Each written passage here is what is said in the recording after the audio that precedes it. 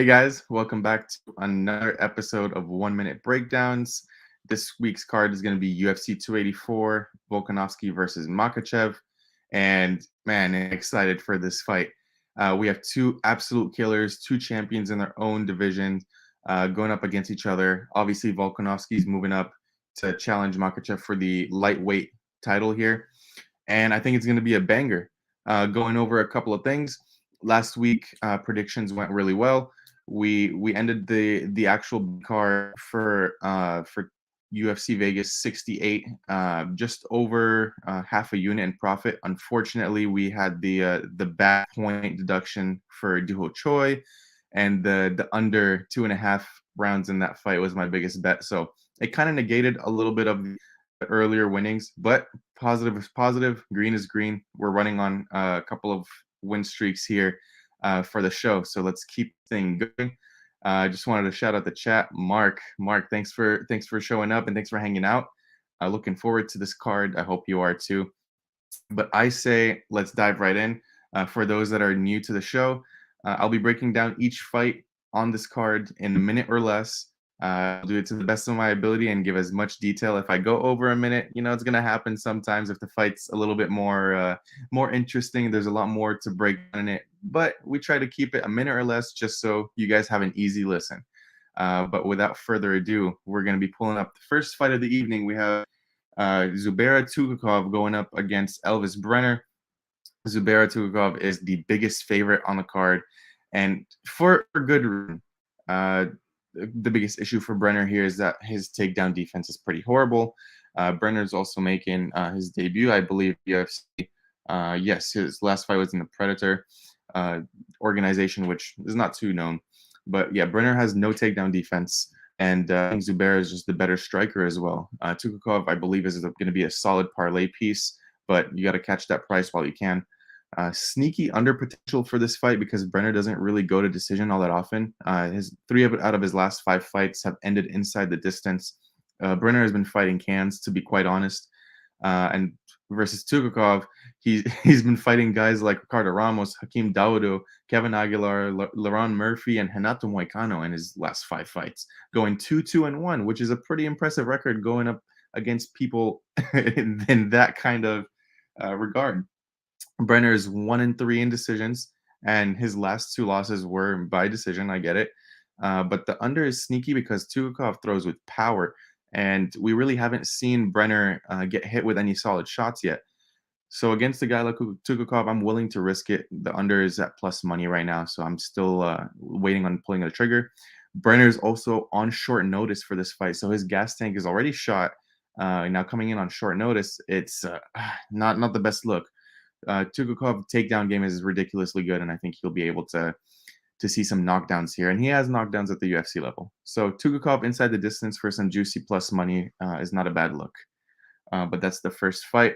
Shout out to Author. Yes, sir. Yes, sir. Man, we're on this grind. We're going to try and keep the show to this time every Sunday night to the best of my ability. It looks like a lot of people like this timing as well, so I'm going to keep it this way. But without further ado, next fight we have Blake Bilder making his UFC debut after the rear naked choke win against Alex Morgan on the Contender Series, going against Shane Young, hometown guy from New Zealand. Bilder is making his debut at 30 years old. Let's just say that. Shane Young, in my opinion, has fought the better competition. He's fought Volk. He's fought Ludovic Klein. Shane Young will have the advantage on the feet. He brings pressure, and his cardio is pretty good. Pretty relentless as well with the cardio. Like, he doesn't seem to gas up. Striker versus grappler matchup, Shane Young being the striker and Bilder being the grappler. I personally pick Shane Young here, but will likely pass on this fight. It's lined pretty close. I believe right now they're at a pick'em on most books. Both guys will hunt the finish, but are pretty durable. These guys are finishers. So another sneaky under, but I would not recommend it. But that's all I have on this fight. Not too much to talk about. Next up, we have the very handsome Loma Lookboonmee going up against Elise Reed. This is the people's main event. Loma is a big favorite here, mainly due to her strength being the clinch and the grappling game, while Reed is horrible at both of those. Her takedown defense is god-awful. We've seen her against Tajara Eubanks. We've seen her against a couple of opponents just get ragdolled on the floor. Um, and that's playing right into Loma's game plan. Loma's known for her tie clinches against the cage with the knees, the short elbows, taking her fights down to the ground where she executes those elbows, very dominant on top. And as long as she executes her game plan, she should be able to cover her minus 300 line around their average. At the moment, the only success for Reed that I see in this matchup would be distance striking. And even there, I do see Loma Lukbunmi's kicks being able to cause Reed some trouble at distance. So give me Loma Lukbunmi here. I do like her as a parlay piece myself. And I rarely say that about women's MMA because we know how sketchy these fights can get with WMMA. It's not always the best laying a huge favorite like this. But moving on to the next fight, we have Jack Jenkins, the hometown favorite, heavy favorite to say the least, going up against Don Shamus, Shameless Shamus. What a nickname. Jack Jenkins is making his debut after a KO win on the Contender Series. Jenkins is a huge favorite, as I mentioned, around the minus 300 to 330 range. Shamus is a madman who goes for takedowns early, tries to go for it early and get the finish, but I believe he gasses out in this matchup. Jenkins is going to have to weather that storm in the first round up until Shamus does gas out. He outmatches him on the feet, will likely get the finish in the later rounds, in my opinion, because Jack Jenkins does carry some power. The hometown prospect, Jack Jenkins, I don't think the UFC are trying to bring Shamus in to defeat a hometown kid making his debut off the Contender Series. So give me Jenkins here. Another decent parlay piece. I wouldn't say it's the best on the card, but on a card like this where there's a lot of heavy favorites, he might make the cut. So give me Jack Jenkins inside the distance here. That's my prediction. Next up, I think we have the most fun fight on the card.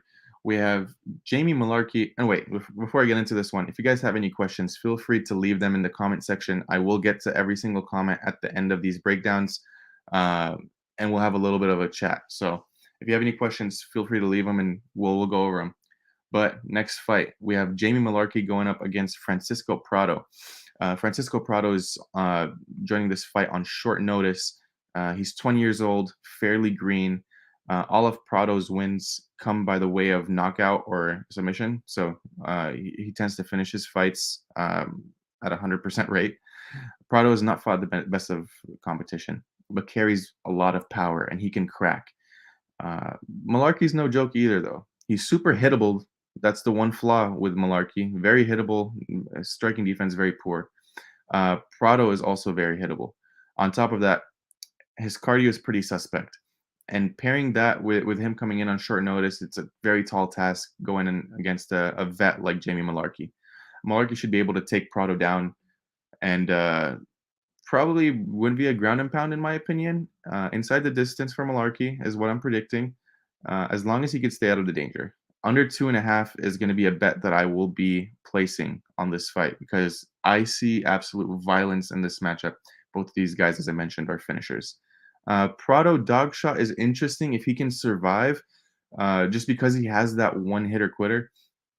And I don't think Mullarkey's chin has recovered, and we've seen him get knocked down and get seriously hurt over the past 5 fights. So I'll be wary at picking a moneyline side, dog or pass there, but under 2.5 is definitely a bet that I will be making. Next up, and shout out to everyone in the chat and on the stream. I appreciate you guys for the late night stream. If you guys haven't already, please like, comment, and subscribe. It helps the channel out a lot. And if you have any questions, we'll go over them at the end of the show. Just leave a comment.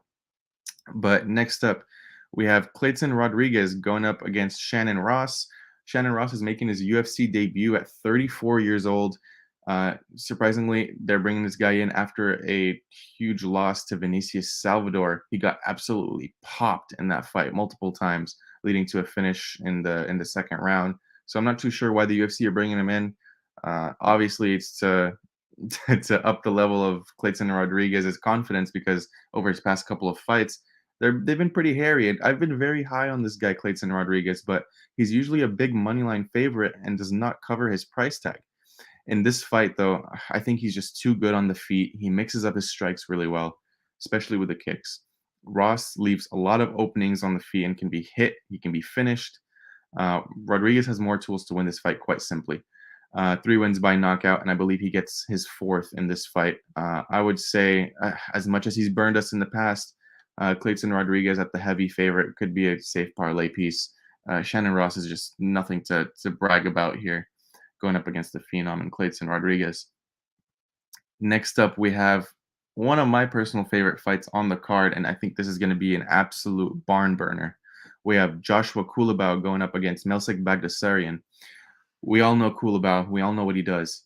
Big power, very explosive, really solid boxing, and when he catches your chin, you're getting hurt, son.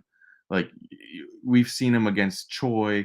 That Choi fight was ridiculous. He was a huge underdog and won via split. Knocked him down a couple times. Shouldn't have even been a split, in my opinion. Shylon, that was a good fight. The draw against Charles Jourdain. If you guys haven't watched that, please go and take a look at that because that draw aged really well. So yeah, he's faced some serious competition and has held his own. If he's able to mix in some takedowns, I think it'll serve him well here.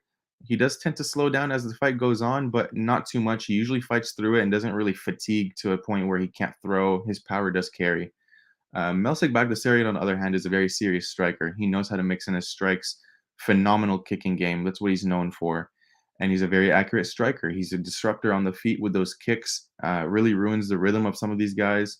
But in my opinion, Melsik just hasn't faced the best of competition in the UFC. If you look at his last 5 fights, Bruno Souza, that fight was like a snooze fest. Like it was not much going on at all. Colin Anglin, Dennis Bazookia, Art Hernandez, Jay White, like these guys are not anywhere near the level of competition that Joshua Kulabau has been fighting. So this is a huge step up for Melsik.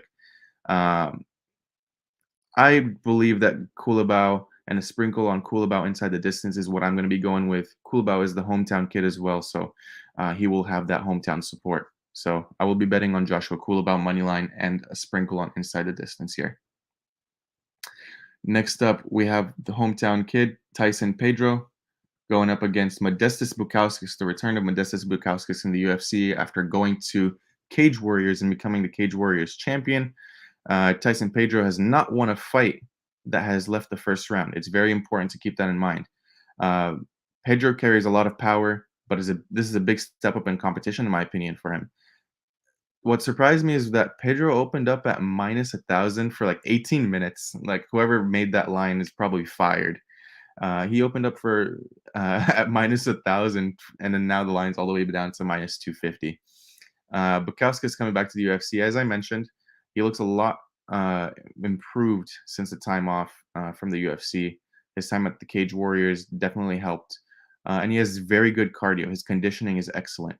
None of these fighters have fought the best of competition, I'll say that.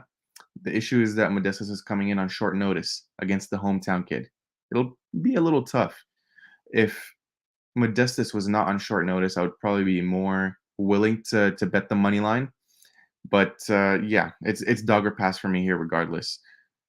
So we'll move on to the next one. I really wish I could bet Modestas here, but I just can't get myself to pull the trigger just due to the short notice factor of things. And he's flying in from Lithuania, so that's not a fun flight.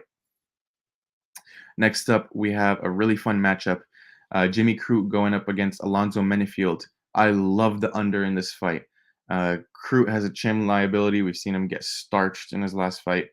Menifield also has a chin liability at times. Both guys have no problem going berserk early and winging heavies. Crute is talented, but the issue with him is his fight IQ is just horrible.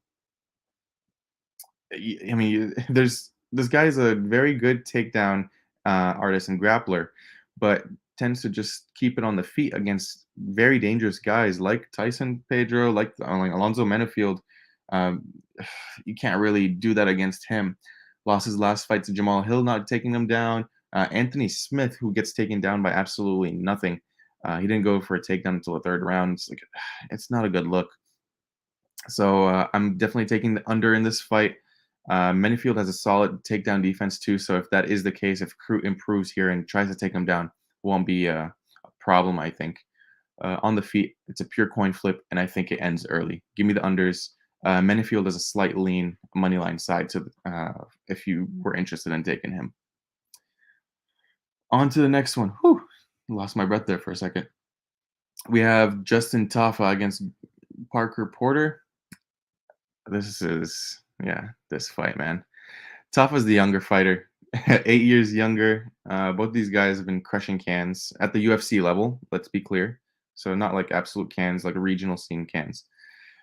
Porter, I think, will be the minute winner here. Better boxing, in my opinion. But Tafa has the power. And when we're talking about power relating to this matchup, Porter has lost all of his fights via finish. So I think it's pretty binary in this matchup. It's either Porter decision or Tafa KO. If Tafa can land the early knockout, then uh, all good for him, man. I do think that's what's going to happen. Tafa carries his power into the second round, but into the third, tends to really gas out and breathe very heavily. So not too much to break down here. I like the under, but we'll likely take a poke at Justin Tafa. Next up, a really fun matchup. Randy Brown going up against Jack Della Maddalena. Oh man, this fight's going to be very fun to watch. Maddalena is one of my favorite fighters in the UFC at the moment, but unfortunately, he's going to be at a 4-inch height disadvantage and a 5-inch reach disadvantage. Jack is a phenomenal boxer. We all know that. Very clean hooks, very clean straights, and Randy Brown is really good at using his range. And I got to say it how it is. I can't be biased. With Randy Brown, we've seen him against the likes of Chaos Williams, who presents a similar threat where heavy KO power, but not as clean boxing as Maddalena, I would say. He was able to eat a couple of those punches on the chin from Chaos Williams and not get hurt. But in this fight, I think Maddalena is just too much for Randy Brown. His fight IQ is up there, and if Randy Brown can't get the takedowns in and the grappling game and control time, I think it's an early night for him, and Jack Della Maddalena gets the KO here. Jack is a big favorite. That's the reason why. Huge hype behind this guy and a hometown kid. But I don't think this is a price I could lay with my boy Jack. I've backed him in all of his fights, inside the distance, money line, whatever, whatnot. I don't think I can do in this fight because Randy Brown is a very good fighter and it's a big step up in competition for Jack. Next up, we have the co-main event. We have Yair Rodriguez going up against Josh Emmett. Yair Rodriguez will have a 7-year age advantage in this matchup. He will have a 5-inch height advantage, 1-inch reach advantage, so nothing really to harp about. Man, Yair Rodriguez presents a very similar threat to Josh Emmett's last fight against Calvin Kattar. Josh Emmett seems to struggle a lot with speed when it comes to striking. And when Josh Emmett fought Calvin Kattar, we saw him struggle with the speed. And Josh Emmett's the thing with him is he relies on his power a little bit too much, so he waits for the kill shot, and sometimes he seems very hesitant. Against Calvin Kattar, Kattar was piecing him up on the outside, and Kattar is predominantly a boxer. We know him to be a boxer, and that's it through and through. Very good durability. When you're talking about someone like Yair Rodriguez, very good boxer, very good kicking game, faster than Calvin Kattar, and if Emmett looks to go down for the takedowns, this guy pops up immediately. If you guys remember against Brian Ortega, Yair Rodriguez was popping up instantly when he was taken down. So I think that would just hurt Josh Emmett if he goes for takedowns here because he's going to get gassed out. And ultimately, I think Yair Rodriguez wins a decision here. He's going to outpace Josh Emmett. He's going to seriously hurt this guy. But I think Emmett's durable enough to withstand the pain here and go all the way to a decision. But I'm all aboard on the Yair Rodriguez train here. This will likely be my biggest bet of the card, as I'm a huge fan of Yair Rodriguez, and I think this is a very favorable matchup. And there's been talks about how Josh Emmett has a little bit of a hip injury. I don't know how true that is. I'm just saying what I've seen on the internet. So that could play a factor as well, if true. Hip injury is not one to be taken lightly. So give me Yair Rodriguez here. I think he wins by decision. And yeah, like I said, probably my biggest bet on the card. Main event of the evening, we have Islam Makhachev going up against Alexander Volkanovski. We have Volkanovski moving up from 145 to lightweight 155 to challenge Islam Makhachev, the new champ, for his belt. Volkanovski is going to be at a huge height disadvantage here. I mean, not huge, but 4 inches of height is it's a lot. The reach is pretty much similar here, which is surprising to me at first glance. And here's the thing. Yes, Islam Makhachev is a huge favorite here, close to minus 400 now. I don't think it's going to be an issue for Volkanovski if this goes to the floor. As crazy as this sounds, and as crazy as I mean, people say that Islam Makhachev's top pressure is drowning. I don't think Volkanovski is going to have an issue because he pops up quick, similar to Yair Rodriguez. We saw Volkanovski struggle in that third round against Brian Ortega. Don't get me wrong, but Volk is very seasoned. We forget this guy has been a champion for so long, and I think this fight is a lot closer than what the line indicates. I don't going to Carrick's question here in the chat. I don't think his only path to victory is a KO here. I do think he can win a decision. On the feet, Islam Makhachev is not the best striker. I know we just saw him knock out Charles Oliveira, not knock out, but knock him down and look like he was schooling him. But Charles Oliveira leaves way too many openings on the feet. I've said this from day one. Charles Oliveira is not the best striker when it comes to striking defense. He carries that electric power, but when it comes to defense, he's not all that. So I think Volk can win a decision here. He won't win a submission, I'll tell you that. But I think he can win a decision. I think he can win a knockout. Ultimately, I'm going to lean towards the Makhachev side just due to the control time if Volk is not able to pop back up as he usually does. But you can't count out Alexander Volkanovski. Alexander the Great will probably have some surprises for us here. I think he's been training with the right people. Same camp, but they've been bringing in guys to spar and give him different looks. So, yeah, I think Volkanovski's line should be a little bit closer. There's a little bit of disrespect that I'm sensing. But yeah, guys, that is the card. That was fun. I think we went over a minute in almost all of these fights, but for good reason. There's a lot to break down in some of these matchups, and I feel very passionately about a few of them, if you couldn't tell. Let's go to the chat. Hey, everybody leave a comment in the chat. I'll get to everyone. Let's start with the first one that I missed. So we have our boy Kyrix. Shout out to the guys always in the chat. Appreciate you, my man. Thank you for being on the late night stream. Fight Talk only. What's up, my man? I hope you're doing well and I hope you're excited for this card. Who do you guys like the most in this card? Leave that in the comment section. I would love to see what's your hot take or what's your favorite pick for this card. Yeah, we answered that one. I parlayed Luma with the Yair for 1.25 units. My only bets for now, and I like the over 1.5 in the main. The over 1.5 in the main event is definitely something that I'll be taking a look at. I do like that, but I mean, 1.5, is that an actual line? I would think it's at least 2.5. But if you can get that, all means. Mark, I love Volk here. When you get a champ at this price, you pounce. Man, I'm not going to talk you off of that look because Volk is the ultimate professional. There's a reason why he's the number one pound for pound fighter in the world. He's been doing this for a while. He's been champ for a while, and he has a very well-rounded skill set. So I would not be surprised at all if he does the damn thing. Fight Talk only. I have a tough time going against Islam. I think he gets his takedowns and makes Volk tap rear naked choke, or even a crucifix by Islam.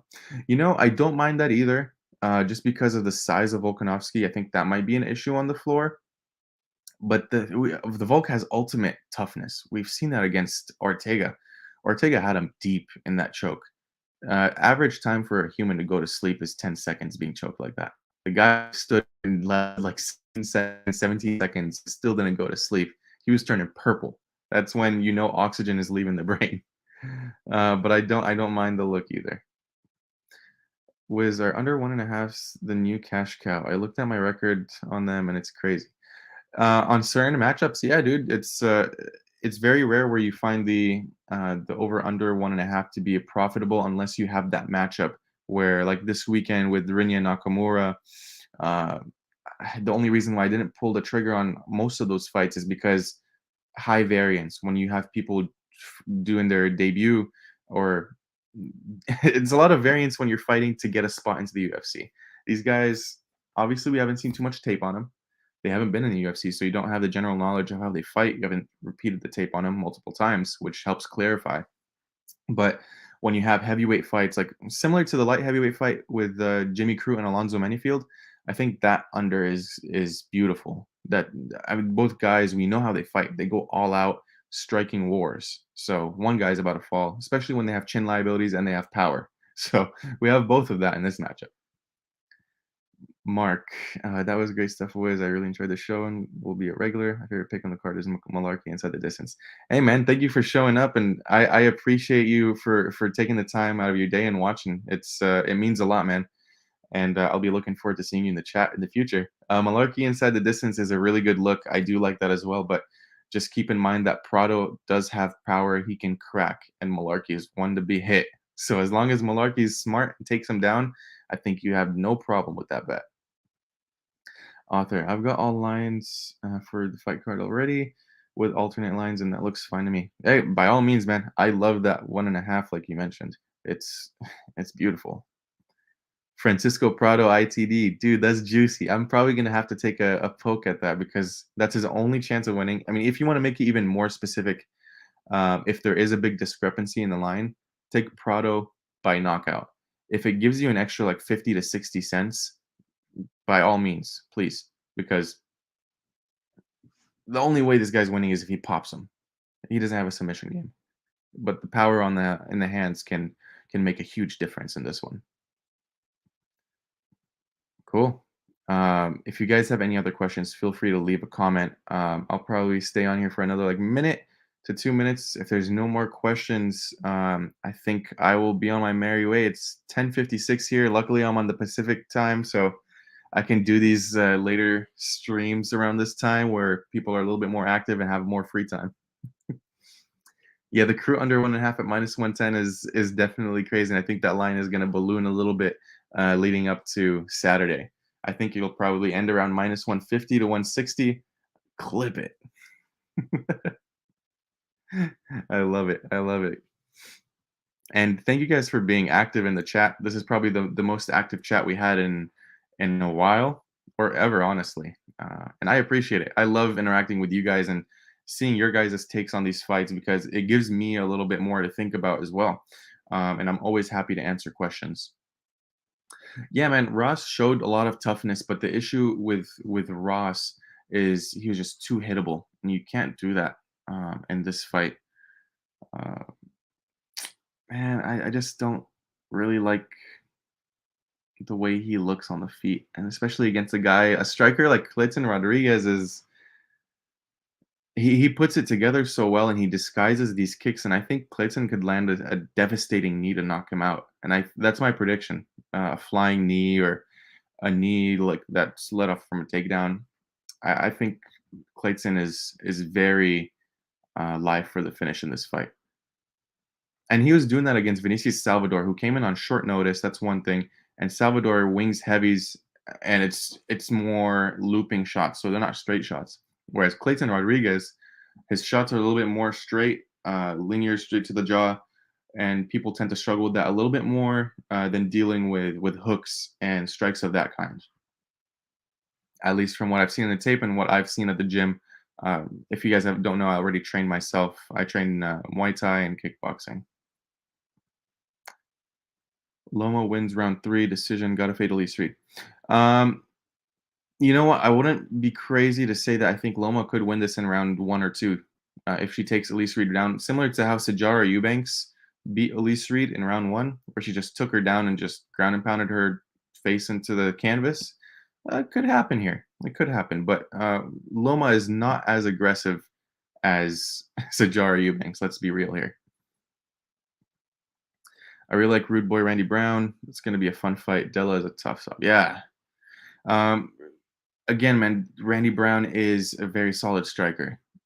Very good at keeping distance. And with his distance management, it could prove to cause problems for Jack Della Maddalena. If you got the early line on Randy Brown around the plus 300, 320, yeah, definitely. I would have been all over it. But, you know, California, things are a little tough. Last time I faded a dude off coming off of surgery, it was Benny versus Gamrot. Yeah, that one hits home. That one hits home, my man. Benny didn't look like he lost a beat because I was on that same side with Gamrot. I thought the speed advantage would be too much for Benny, especially with the knee. Yeah, man, Loma, I think she's definitely alive for the finish, just due to the similarities in the game with a lot of the fighters that Rita's lost to. Um, Loma is pretty vicious when she could takes the girls down, and with her elbows, I think the fight should end pretty quick. But I'm not gonna say that that's what I'm predicting. I think Loma wins, probably a decision, but a sprinkle on that KO. Sometimes we got to do it. We get paid the big bucks.